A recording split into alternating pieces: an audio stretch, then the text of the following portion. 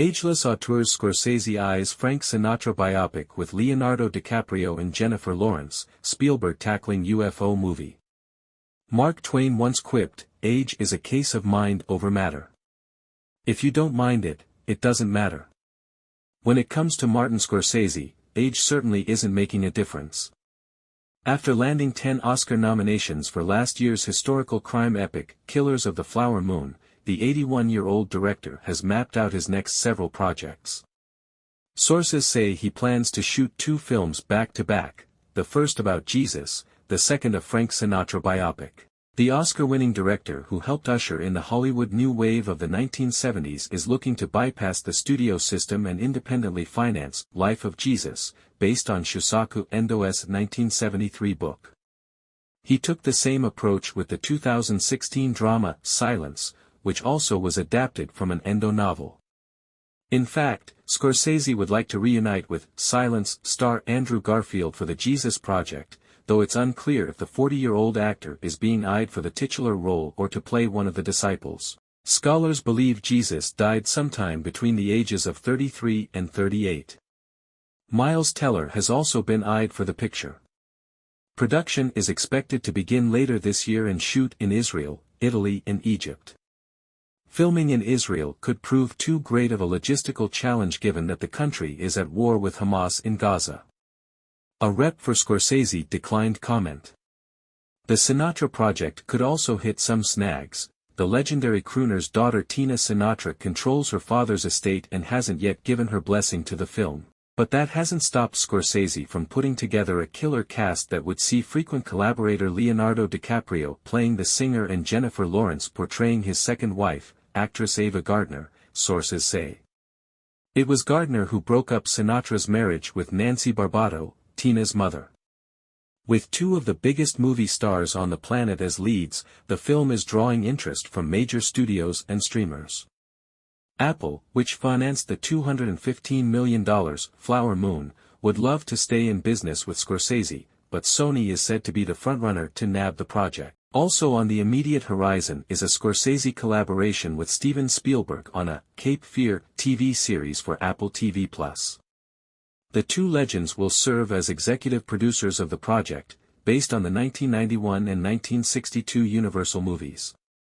Scorsese directed the 1991 noir thriller, which Spielberg's Amblin Entertainment produced. Scorsese isn't the only director from the over 75 set who is doing some of his most ambitious work.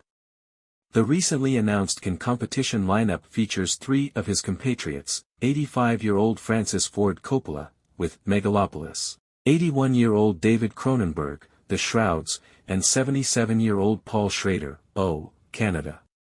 Their productive later years are remarkable considering that Hollywood hasn't always been kind to aging auteurs. Billy Wilder, for instance, spent his final 2 decades struggling to get one more movie produced. "I'm sure most artists want to keep working, but sometimes you're not fortunate enough, lucky enough, good enough to stay in the arena," says Schrader, who wrote the screenplay for Scorsese's seminal 1976 film, Taxi Driver. "And if you don't have that creative motivation, you're just gonna get called out as an emblem of some thing that used to be. But I had to keep working. I had some COVID health problems, and every time I thought that I might die, I would get a new idea." At 86, Ridley Scott is literally staying in the arena.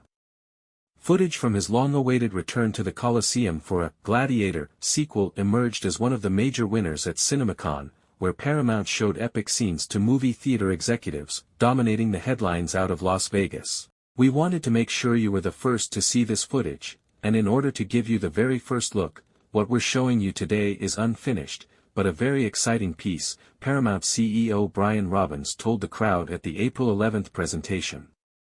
Perhaps because Scott continues to work with top-notch below-the-line crew members, the Swords and Sandals saga, which stars Paul Mescal and Denzel Washington, looked more finished 7 months ahead of its November 22 release than some superhero tentpoles on opening night. Ridley Scott is the master of creating the kinds of movie spectacles that the cinematic experience was created for and is among the most tenacious and vibrant auteurs working today, says Robbins, who will be working with Scott on his next movie, a Bee Gees biopic for Paramount.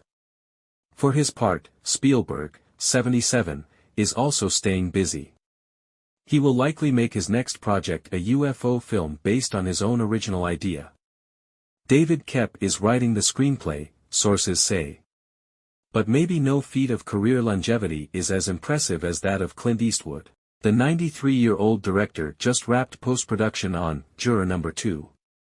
Insiders say Warner Bros. Is thrilled by what it has seen of the Nicholas Hoult thriller about a murder trial juror who realizes he may be at fault for the victim's death. If the film is ultimately embraced, that will offer a fitting plot twist considering several studios passed on the low-risk, low-budget film. Even at 93, Eastwood should never be counted out.